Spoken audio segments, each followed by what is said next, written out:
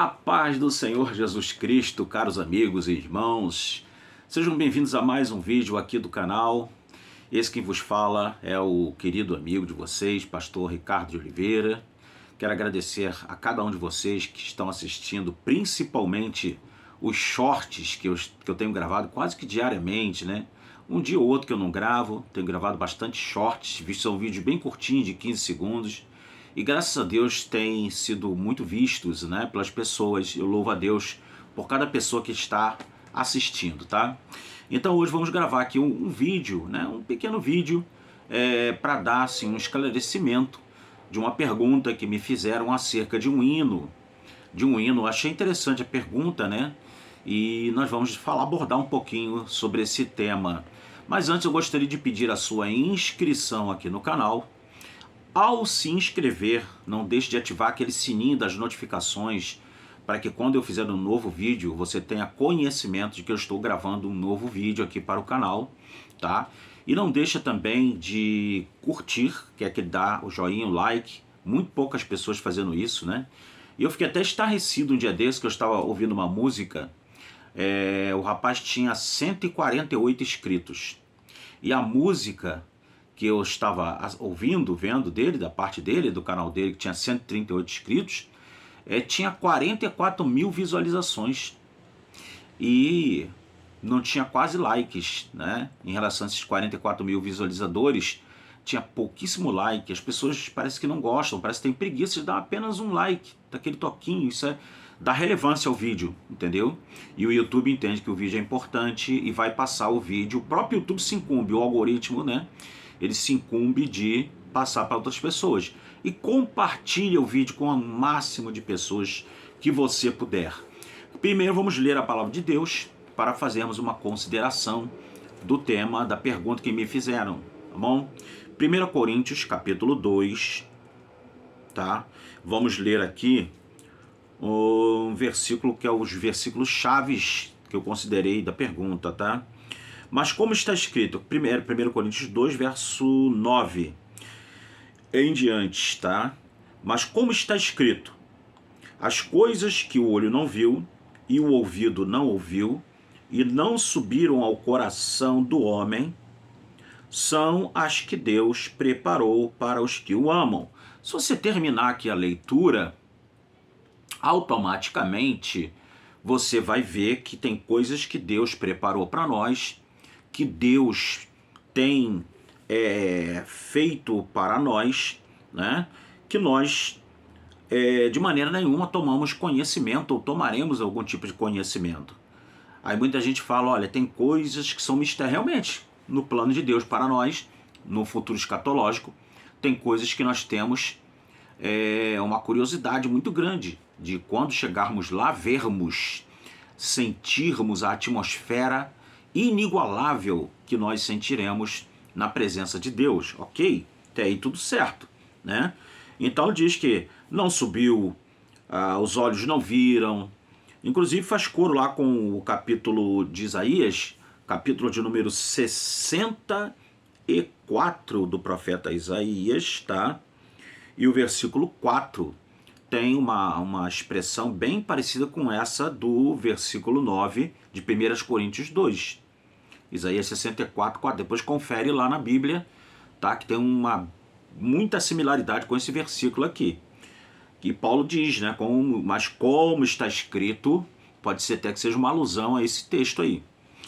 As coisas que o olho não viu, ou seja, a visão não viu, o ouvido não ouviu, não houve nada que pudesse ser falado, e não subiram ao coração, ou seja, o coração aqui, antigamente os antigos eles pensavam que a sede das emoções, do pensamento era o coração e os rins, por incrível que pareça, tá? Mas quando fala de coração, tá falando de entendimento, mente, razão, pensamento, tá? Daquilo que nós sabemos que está tudo no cérebro, mas era a forma como os antigos se referiam aos pensamentos, à razão, às tomadas de decisão, falavam como se fosse o coração, ok?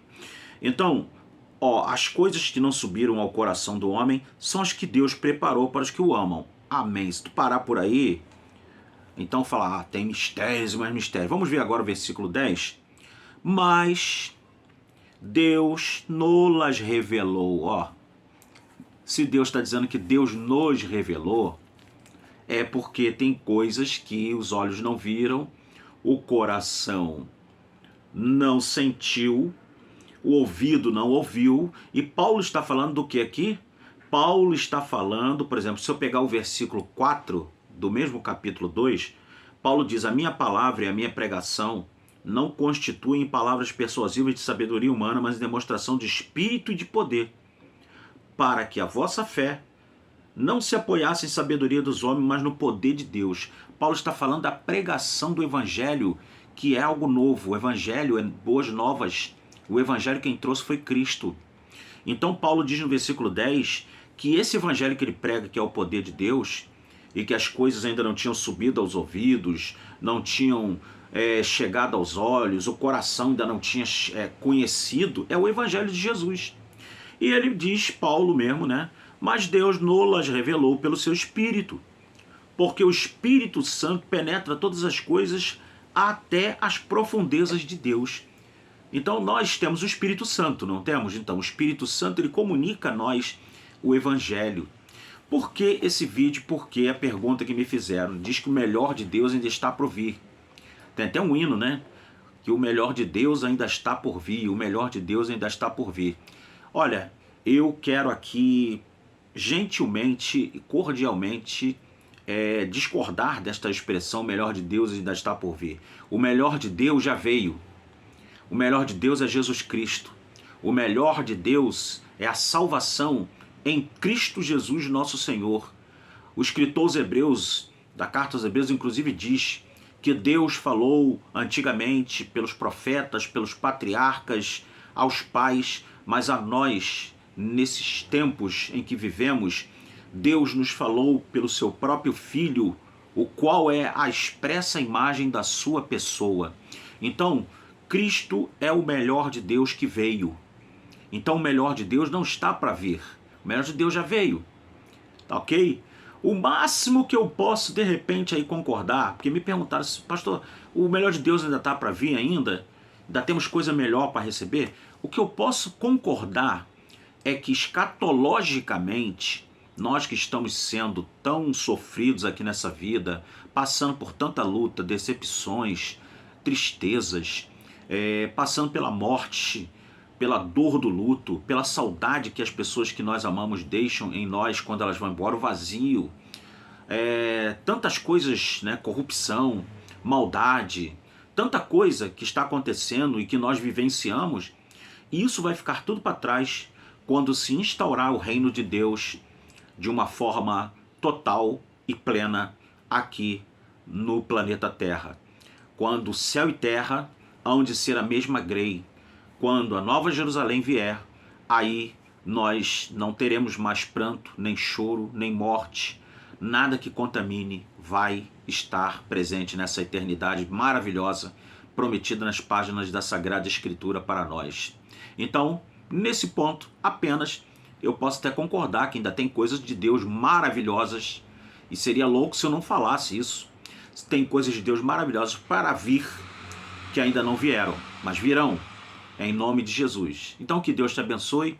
Espero que você tenha gostado aí dessas simples explicações para ajudar as pessoas simples, assim como eu sou simples e gosto de ser simples, porque a gente com simplicidade a gente alcança todas, faixas etárias, crianças, adolescentes, pessoas com mais idade, pessoas com conhecimento, sem conhecimento, pessoas universitárias, não universitárias e por aí vai. Amém?